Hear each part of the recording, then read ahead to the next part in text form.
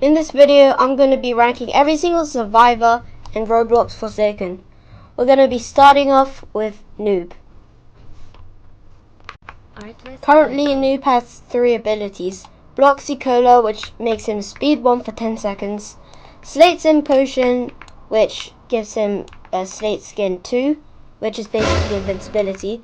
And Ghost Burger, which lets him avoid detection and have a tiny bit of invincibility. Bloxy Cola has a bit of a cooldown of 10 seconds, but you can only use it twice per match. Slate Skin Potion gives you a lot of defense and has quite a long cooldown, and it gives you speed 2 afterwards. All of these abilities are quite useful when a killer is chasing you. You can use it to avoid their attacks or make them end the chase. After everything I've said, I think Noob should go to the good category because he is a really good survivor and can outlast the killer for a very long time.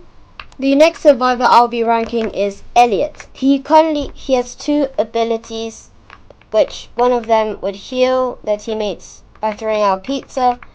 And if he does generators, his healing power increases by 5%.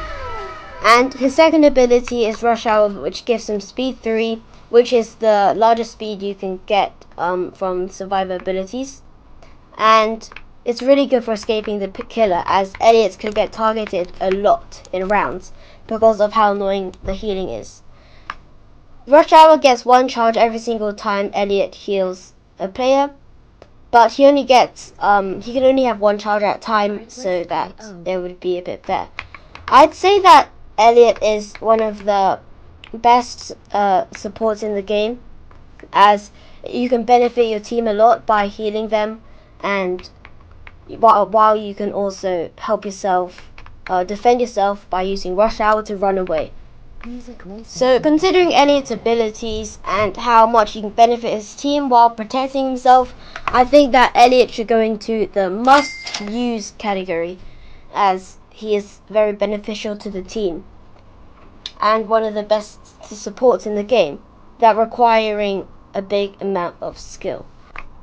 The next survivor we will be ranking is 2-Time. He has 3 abilities. Ritual, which sets him a respawn point. Crouch, which makes him undetectable and slightly invisible. And Dagger. Usually you only use Crouch if you want to lunge forward to hit the killer with Dagger, like this. So let's say the killer's there, you can lunge forward. I just missed. Yeah. If you hit it from the front, it fills up 1/3 of your bar. And if you hit a killer in a backstab, it stuns them. So that's basically how 2-Time works.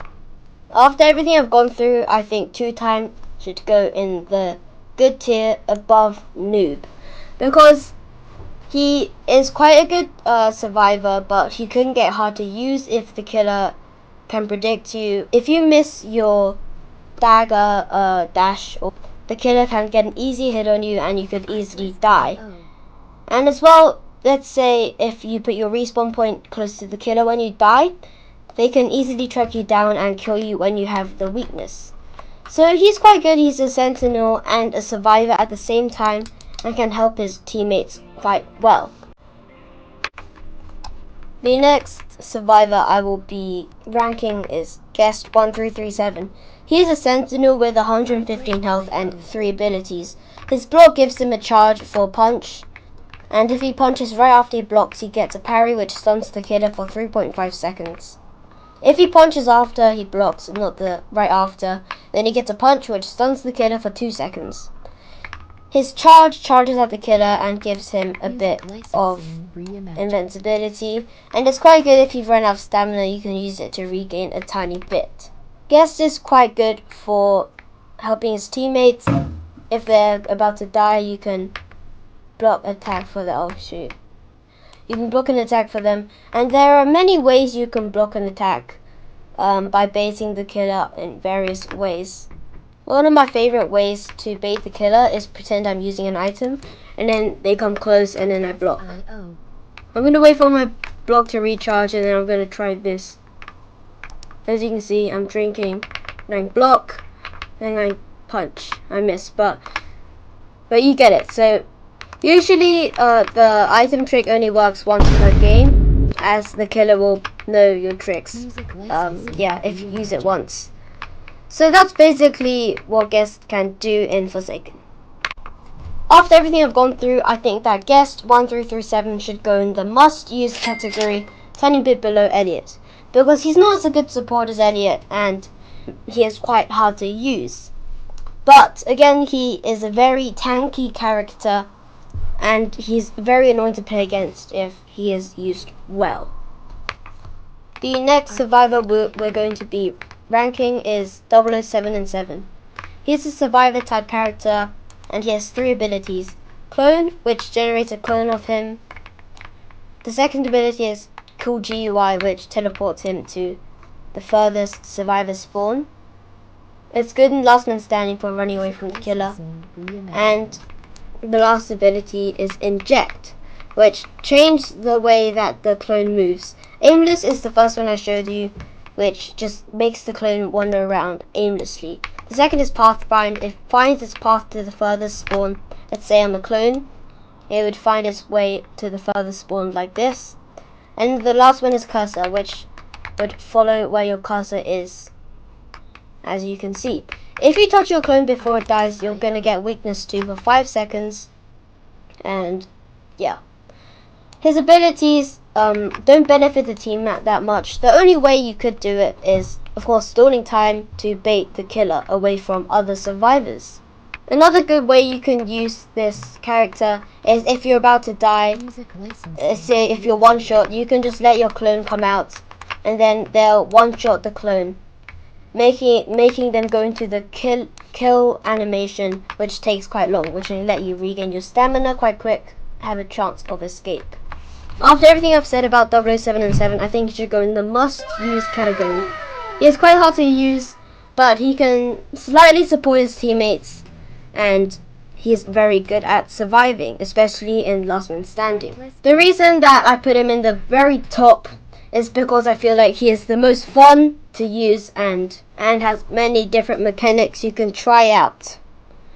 Lastly, he is very rewarding to use, and I really feel like he is a must-use character in Forsaken. The next survivor I'll be using is Shadletsky. He has 2 moves, Fried Chicken and Slash. Fried Chicken heals 10 straight away after eating it, and 35 over time. If you get hit while you're healing, all of it gets cancelled and you stop healing.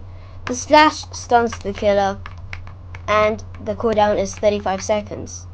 The Slash deals 30 damage, and Shadletsky is a sentinel, and he's quite good at stopping the kill in its tracks, or helping his teammates if they are low.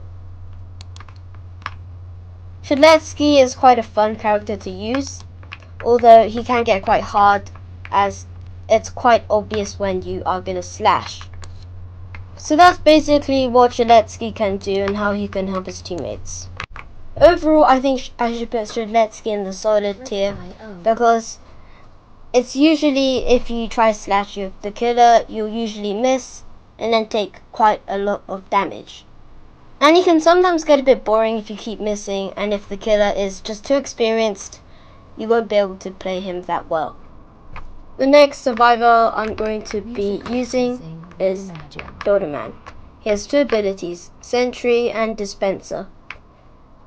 If you build the Sentry, if it hits the killer, puts the killer on slowness 2 for 5 seconds.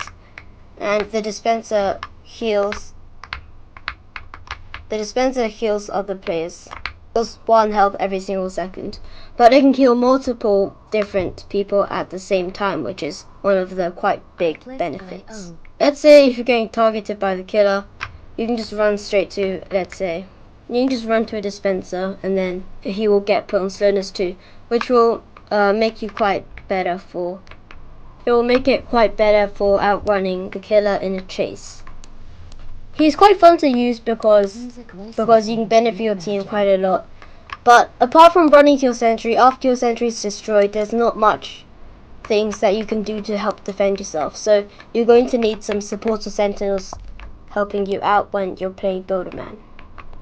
After everything I've said about Builder Man, I think he should go at the top of good tier, because while he can be a very good support to his teammates for stopping the surviving chases and healing other teammates, he can be quite defenseless when the killer is chasing him. The next survivor I'm going to be ranking is Chance. This is the last one of the video, and he has 4 abilities: Coin Flip, Shoot, Reroll, and Half-Fix. Coin Flip allows him to either gain weakness or get a charge on his abilities, Shoot and Reroll. Shoot lets him shoot out a bullet which has a slight chance of exploding, and the more charges you have of the shoot creates it slightly less chance of exploding.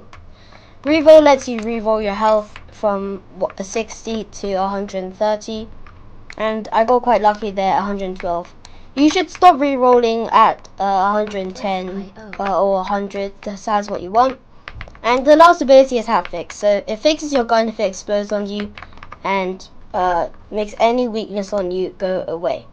The Shoot lets you, it's quite hard to aim, and there's again there's a 50% chance of it stunning the killer. Over all of the abilities of Chance, they all have a tiny bit of luck in it. Overall, I think Chance should go in the mid tier, because I don't really like him as he takes a lot of luck into his gameplay, and sometimes the aiming is quite hard to do, and in the end it's he could sometimes get an easy win and shoot the killer, making him getting stunned, or his gun can just explode on him and he is an easy target. If you made it this far, thank you all for watching this video, and if you enjoyed it, please make sure to like and subscribe.